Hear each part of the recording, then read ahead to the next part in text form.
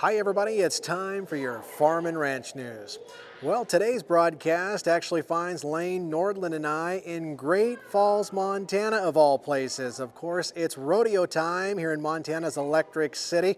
It's the Montana Pro Rodeo Circuit Finals. And I don't have to talk much about rodeo because it is one of the most popular sports still out across the Intermountain West in states like Wyoming and Montana and beyond. And of course, a lot of those cowboys and cowgirls are also farmers and ranchers. In fact, cattle feeders are finding profits early here in the new year, but costs of production continue to rise.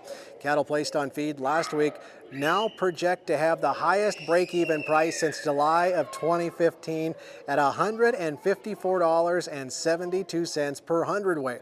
Market-ready steers sold the week ending January 7th produced average profits, they say, of $138 per head.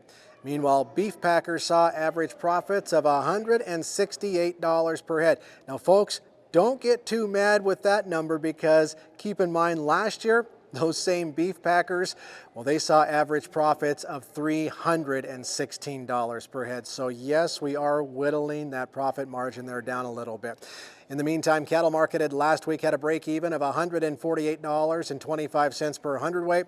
Well, cattle placed on feed last week have a break even of $154.72 per hundredweight. A lot of numbers there, but with break evens on the increase, it's still a good thing that feeder steer prices are 14% higher than just last year.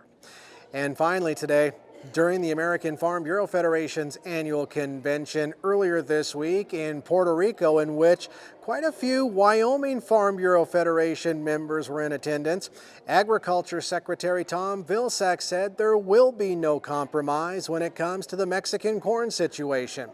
That's because the U.S., he says, won't back down or even compromise on its stance against Mexico's plan to ban imports of genetically modified yellow corn. The secretary said the U.S. government is supposed to reply, though, by January 15th to Mexico's proposal to delay that ban until 2025. And if Mexico doesn't agree to withdraw its import ban, well, he says the White House will then push the USMCA on trade rules.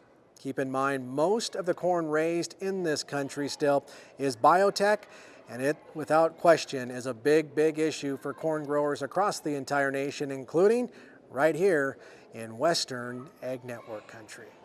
That's a look at your farm and ranch news. Have a great day.